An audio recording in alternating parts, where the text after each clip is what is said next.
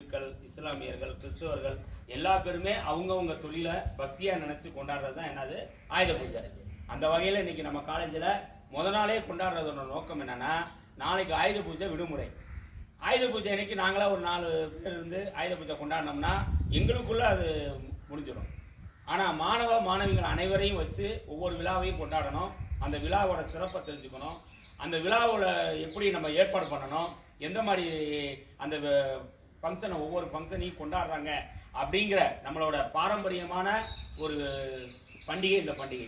அந்த பண்டிகை நீங்கள் தெரிஞ்சுக்கணுங்கிறதுக்காகத்தான் கொஞ்சம் முன்னாடியே நம்ம கொண்டாடுறது வழக்கம். இந்த விழா மட்டும் இல்லை, பொங்கல் விழா, தீபாவளி விழா, நியூ இயரு, இந்த மாதிரியான அனைத்து மும்மதத்தை சேர்ந்தவர்கள் விழாவையும் நம்ம காலேஜில் கொண்டாடுறது வழக்கம். அந்த வகையில் இன்னைக்கு ஆயுத பூஜையை இன்னைக்கு கொண்டாடி இருக்கோம். சிறப்பான ஒரு ஏற்பாடை ஆசிரியர்கள் மாணவர்கள் எல்லா பேரும் சேர்ந்து ஏற்பாடு பண்ணியிருக்கீங்க.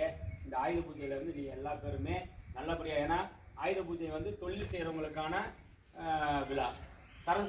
விஜயதசமி சரஸ்வதி பூஜை வந்து படிக்கிறவங்க மாணவர்கள் தங்களோட புத்தகத்தை இதெல்லாம் வச்சு கும்பிடுவீங்க நீங்கள் உங்கள் வீட்டில். அந்த விழாவை தான் இன்றைக்கி நம்ம கொண்டாடிட்டு இருக்கோம்.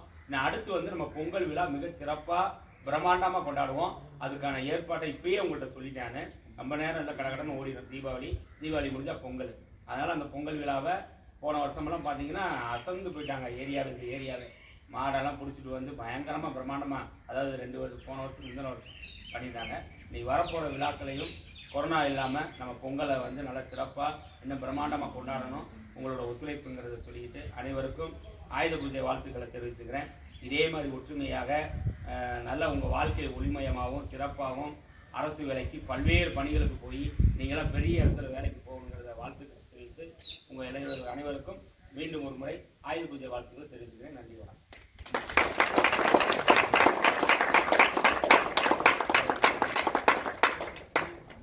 அப்போ உங்களுக்கு வந்து